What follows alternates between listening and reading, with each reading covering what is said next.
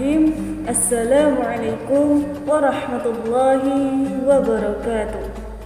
Innal hamdalillah nahmaduhu wa nasta'inuhu wa nastaghfiruhu wa na'udzu billahi min shururi anfusina wa min sayyiati a'malina. Wa may yahdihillahu fala mudilla lahu wa may yudlil fala hadiya lahu. أشهد أن لا إله إلا الله وحده لا شريك له وأشهد أن محمدا عبده ورسوله. اللهم صل وسلم وبارك على سيدنا محمد وعلى آله وصحبه أجمعين. أما بعد. Yang saya hormati Bapak Najib Syaifullah MAG selaku dosen pengampu mata kuliah Ilmu Tauhid serta teman-teman yang sentiasa dilindungi oleh Allah Subhanahu wa taala dimanapun kalian berada. Sebelumnya perkenalkan saya Husnul Fatimah NIM 53020230101. Video ini saya buat untuk memenuhi tugas ujian akhir semester di mata kuliah Ilmu Tauhid.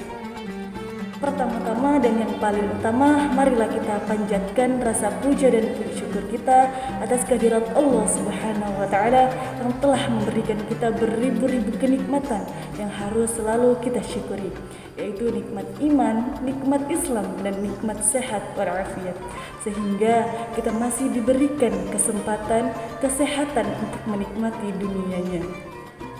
Salawat serta salam Allah juga kita curah limpahkan kepada sosok seorang yang bertitulkan Rasulullah, putra Abdullah, pendobrak pintu kezaliman. Siapa lagi kalau bukan beliau, Habibana wa syafi'ana wa maulana Muhammad sallallahu alaihi wasallam, yang telah membawa kita, yang telah membawa umatnya dari zaman jahiliyah, dari zaman kebodohan menuju zaman yang Islamiyah dan zaman yang penuh serba teknologi seperti yang kita rasakan sampai sekarang ini. Teman-teman yang dirahmati oleh Allah Subhanahu wa taala, marilah kita sama-sama merenungkan sejenak hakikat kita, keberadaan kita di dunia ini. Kehidupan ini bukanlah sekedar rutinitas duniawi mengejar harta dan tahta. Namun, lebih jauh dari itu, kehidupan ini adalah perjalanan untuk mengenal Allah Subhanahu wa taala yang menciptakan dan memelihara kita. Inilah yang disebut dengan ma'rifatullah. Mengenal Allah adalah suatu hal yang sangat penting dalam kehidupan kita. Karena dengan kita mengenal Allah Subhanahu wa taala, kita akan lebih mengenali diri kita sendiri. Sebagaimana dalam hadis yang berbunyi, "Man 'arafa nafsahu faqad 'arafa rabbahu." Yang artinya, barang siapa mengenal dirinya, sungguh ia mengenal Tuhannya. Dengan mengenal Allah, kita juga akan dapat memahami mengenai hakikat keberadaan kita di dunia ini. Untuk apa kita diciptakan, kemana arah kita, dan apa tujuan hidup kita. Dengan lebih mengenal Allah Subhanahu wa taala, kita juga akan memiliki keyakinan bahwa ternyata hanya Allah lah yang Maha Pencipta, Maha Penguasa alam semesta, dan lain sebagainya. Sehingga ketika kita sudah mengenal Allah, pasti kita akan merasakan seakan-akan kita berjalan pada sebuah jalan yang terang, jelas, dan lurus. Inilah yang disebut dengan makrifat kepada Allah, atau yang sering dikenal dengan ma'rifatillah ataupun ma'rifatullah. Islam adalah agama Allah yang diwahyukan kepada Nabi Muhammad SAW. Kita sebagai umat muslim mengikuti ajaran Nabi Muhammad, sudah sepatutnya kita belajar mengenal Tuhan kita, yaitu Allah Subhanahu wa taala. Ma'rifatullah mengandung makna mengenal Allah. Seseorang hamba yang telah mengenal Allah pasti akan merasakan kehadiran Allah di setiap gerak langkah kakinya, tangannya, kedipan matanya, pendengarannya, serta akal dan pikirannya. Dia akan merasakan betapa lemahnya di hadapan Sang Khalik. Ia selalu meminta, mengharapkan pertolongan Allah. Seperti yang dicontohkan oleh Rasulullah SAW, Setiap kali beliau menghadapi pertanyaan dari para sahabat, beliau tidak langsung memberikan penjelasan sebelum Allah turunkan petunjuknya. Beliau selalu memohon kepada Allah Subhanahu wa taala agar diberikan petunjuk. Inilah kesempurnaan akhlak dan ma'rifat Rasulullah SAW kepada Allah Subhanahu wa taala. Teman-teman yang dirahmati oleh Allah Subhanahu wa taala, ma'rifatullah diartikan dengan mengenal atau mengetahui identitas zat Allah secara keseluruhan.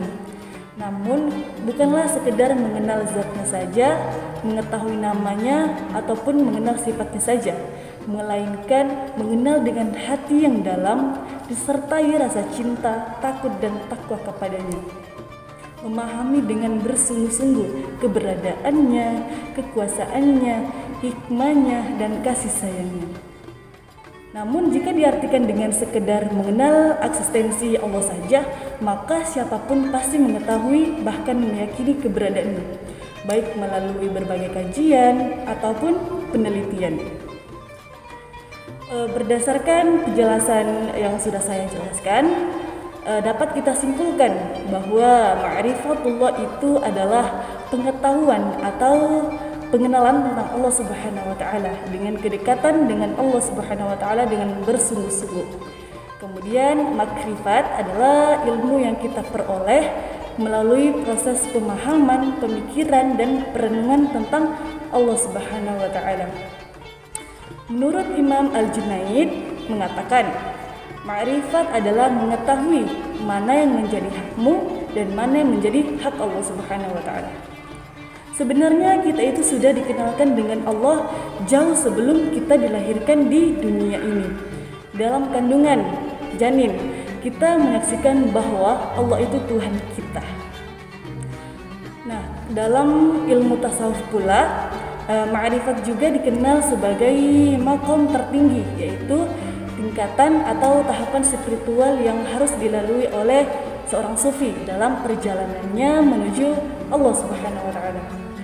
Ma'rifat adalah tingkatan di mana seorang sufi telah mencapai pengenalan yang mendalam dan penghayatan kepada Allah Subhanahu wa taala.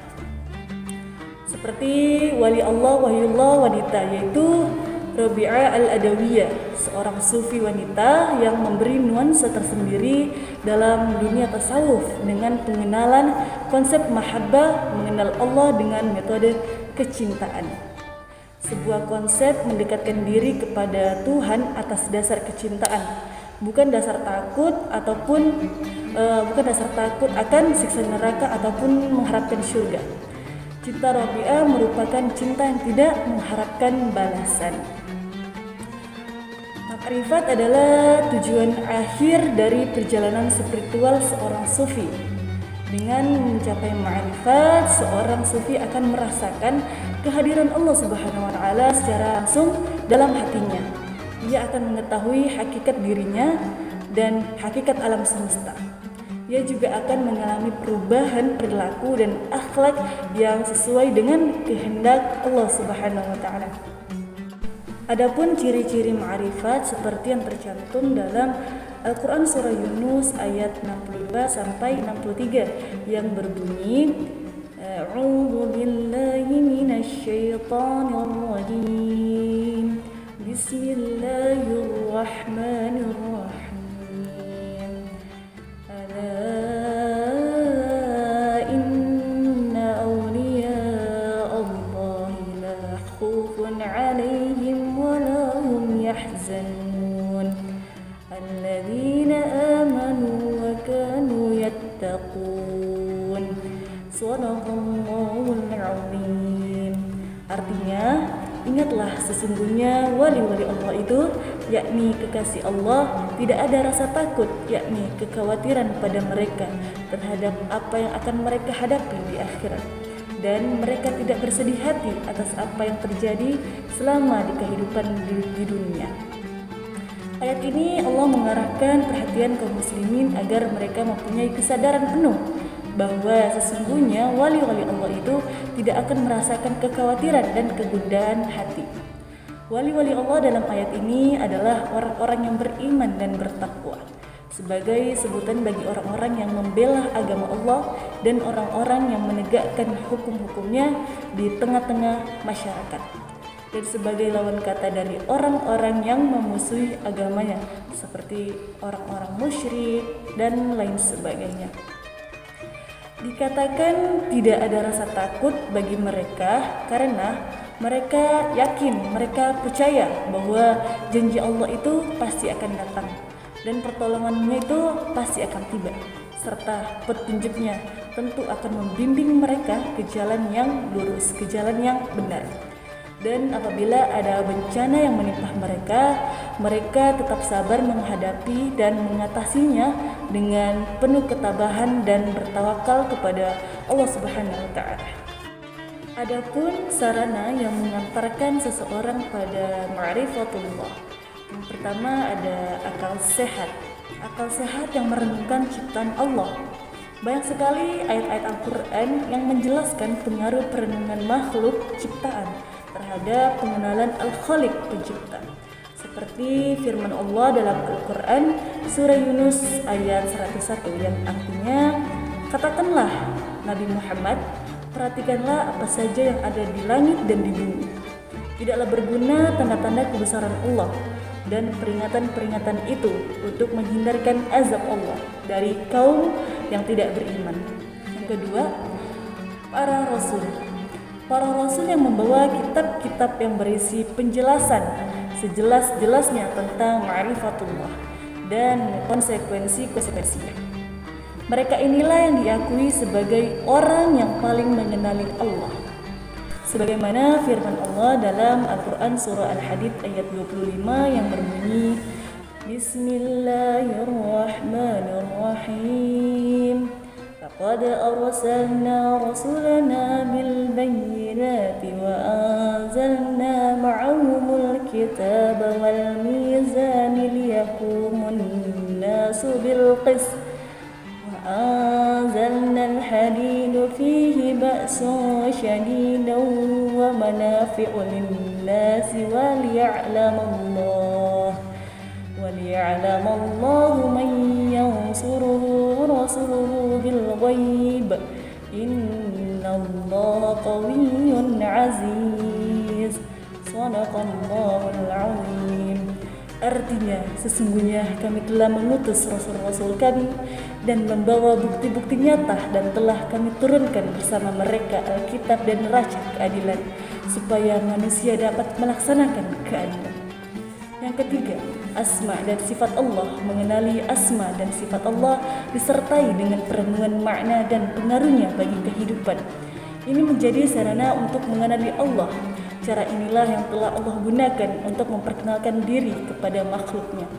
Dengan asma dan sifat ini terbuka jendela bagi manusia untuk mengenali Allah lebih dekat. Asma dan sifat Allah akan menggerakkan dan membuka hati manusia untuk menyaksikan dengan seksama pancaran cahaya Allah.